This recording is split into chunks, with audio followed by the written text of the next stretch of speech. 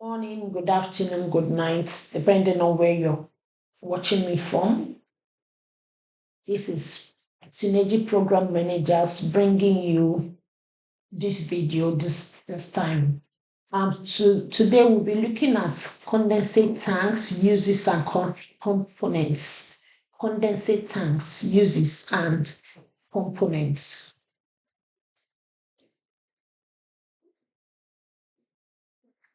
At the end of this video, you should be able to understand the uses of a condensate tank. What is a condensate tank? What does it look like? Why do we clean condensate tanks?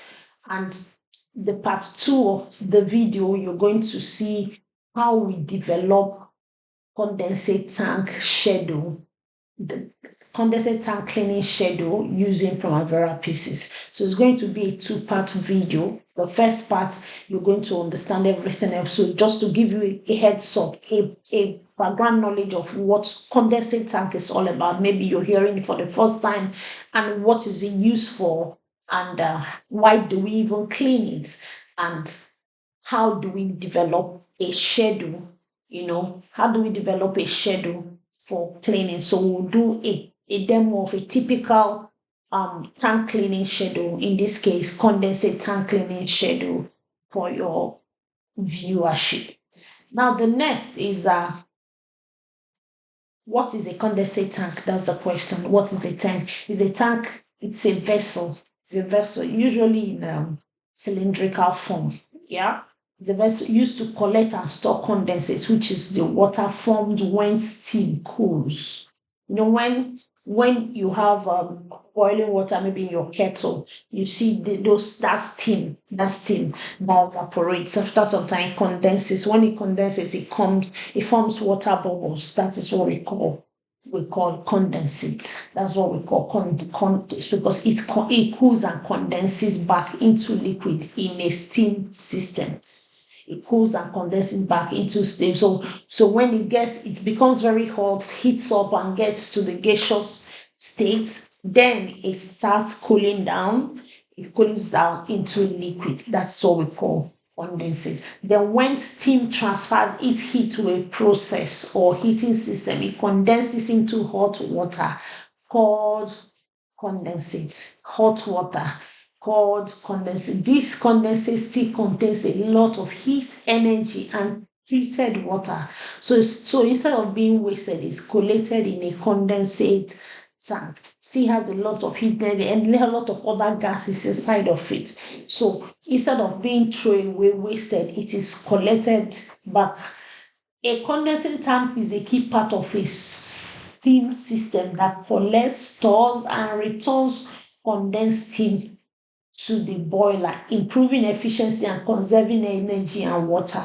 It conserves energy and water, especially water, because I am just imagining the volume of water that will be used, that will be in circulation, since maybe some plants that are 30 years in existence, and you throw that volume of water, you get it and throw it away, get another one and throw it away, or even the level of contamination or pollution in our water bodies, in our seas, because this water will be emptied into the sea or into our environment. So which they cannot even determine whether it has gases or not. In the case where they have gases, then a lot of persons will be affected. So that's the system where it's a separation kind of system, natural separation system. Because once this condensation happens, it's only any item, any gas, any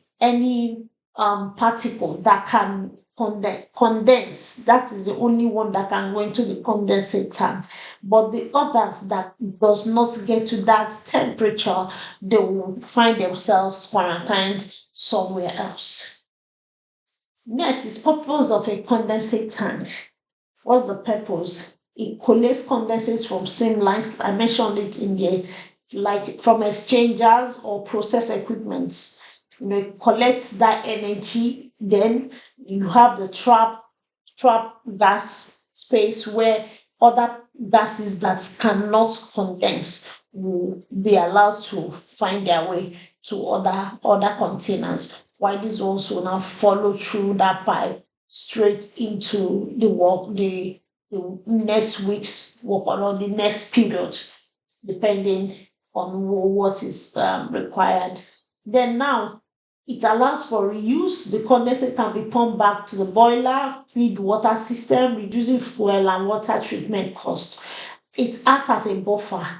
It stores condensate temporarily before it's returned to the boiler. So it acts as a buffer. It's keep going round and round and round, and you're not wasting anything, so to speak. And you don't become a hazard to the environment where you live, both to yourself and the environment as well.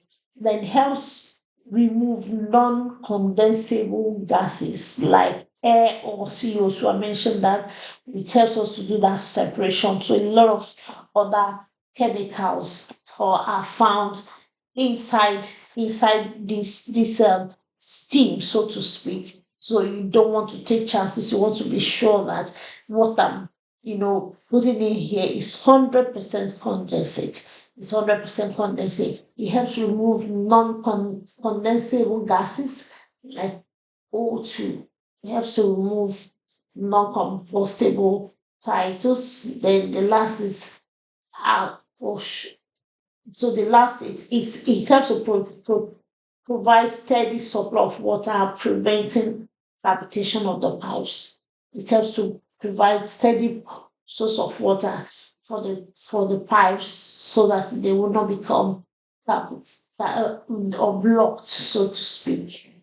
Then where can you find these tanks? You can find these tanks in power plants, food processing facilities, chemical plants, HVAC system, and laundry and textile operations. That's where you can find them. So when you see them, you should know what they look at. Then what does it look like? This is a picture showing your condensate tank, showing the steaming.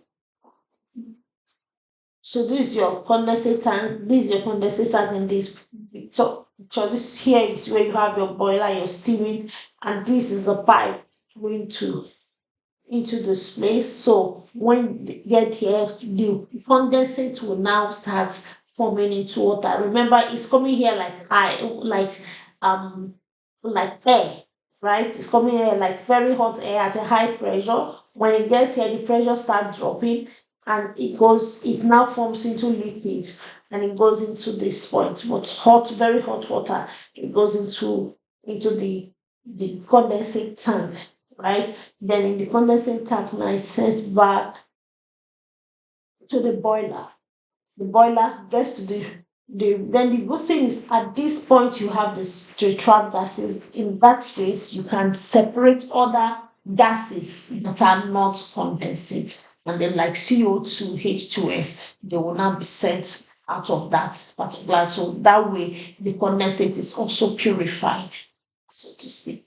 So this is introduction to. In my next video, I'll be taking us through on the steps that you take in developing a schedule, in cleaning it, your method statements one by one after the other. Then I will now demonstrate it in Primavera, how to build a schedule of that type.